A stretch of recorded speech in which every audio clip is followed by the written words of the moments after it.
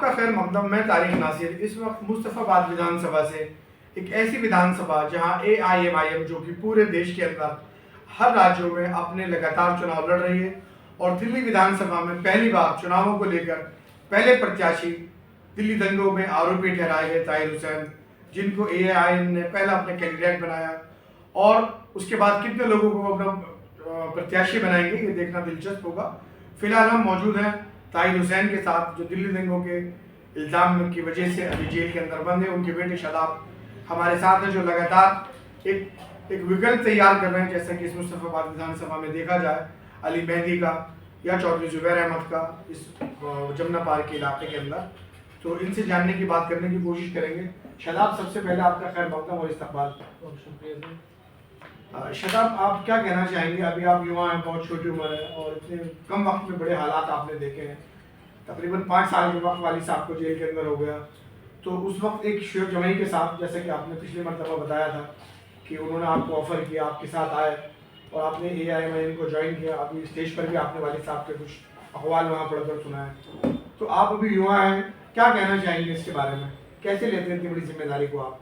देखिए, जिम्मेदारी तो ये हमारी हालातों की वजह से हमें मिली है, क्योंकि 5 साल से हमारे ऊपर जो जुल्म हो रहा है मेरे वालिद साहब के ऊपर, उसकी बहुत सारी चीज़ें हमने उतार चढ़ाव देखे हैं। और मेरी तो बहुत कम उम्र थी जब वालिद साहब जेल गए थे, तो हालातों की वजह से हम बहुत कुछ इसमें सीखे भी हैं। तो अभी छोटी उम्र अभी भी है आपकी, और एक बड़ी जिम्मेदारी मिली है विधानसभा को लेकर। तो अगर मैं आपसे क्वेश्चन करूं कि AIMIM को ही क्यों आपने ज्वाइन किया, कोई और दूसरी पार्टी क्यों आपकी तरफ गया, आप इस बारे में कुछ बताएं। क्योंकि AIMIM पार्टी ही एक ऐसी पार्टी है जो मजलूमीन के साथ में खड़ी रहती है, चाहे वो कोई भी धर्म के हों, कोई भी जाति बिरादरी के हों।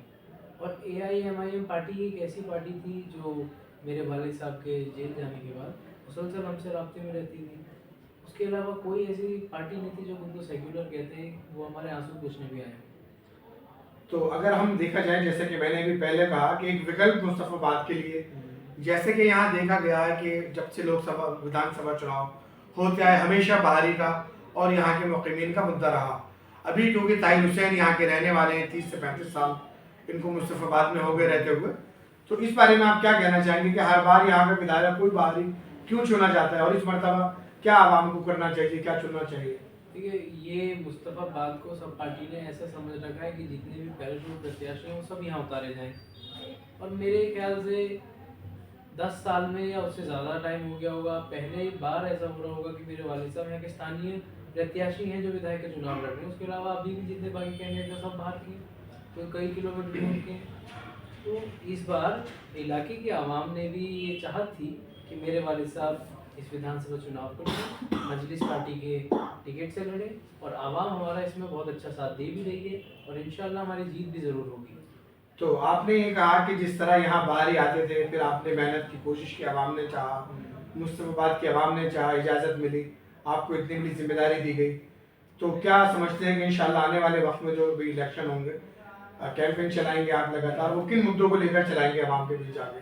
देखिए, सबसे बड़ा मुद्दा तो हमारा ये है कि जिस हिसाब से मेरे वालिद साहब के ऊपर ये झूठे मुकदमे लगाए गए, हमारी विधानसभा मुस्तफाबाद को पूरे देश में बदनाम किया गया। हमारे इलाके के कई सारे लोग ऐसे हैं जो आज भी जेलों में बंद हैं, उनके ऊपर भी मुकदमे लगाए गए, उनकी ज़िंदगी को बर्बाद किया गया, उनके घर वाले उनसे मिलने के लिए बिल्कुल बेताब हैं।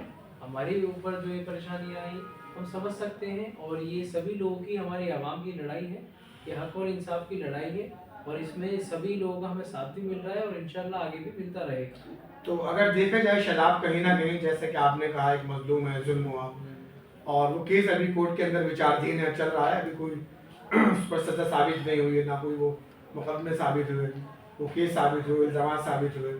अवाम ने, आपने कहा कि अवाम हमारा साथ है, अवाम हमारा साथ दे रही है, तो क्या मैसेज देना चाहेंगे मुस्तफाबाद की अवाम को लेकर, इन मुद्दों को लेकर कि भाई जो जुल्म आपके साथ हुआ, वो आप जो प्रत्याशी आपके वालिद साहब को चुना गया उनको सपोर्ट करें, तो किन मुद्दों पर लेके करें? देखिए, मैं आवाम को ये मैसेज देना चाहूँगा कि अभी हमारे पास एक मौका है 5 साल में हमारी बेगुनाही, इलाके की बेगुनाही पूरे देश के सामने सच्चाई रखनी।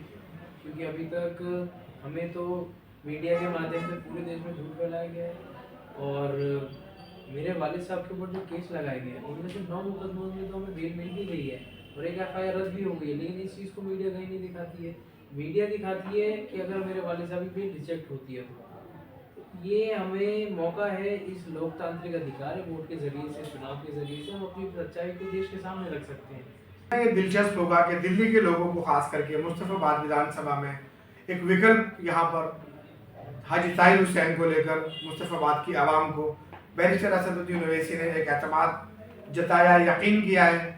आने वाला वक्त बताएगा कि क्या मुस्तफाबाद की आवाम का रुझान हाजी ताहिर हुसैन को लेकर रहता है।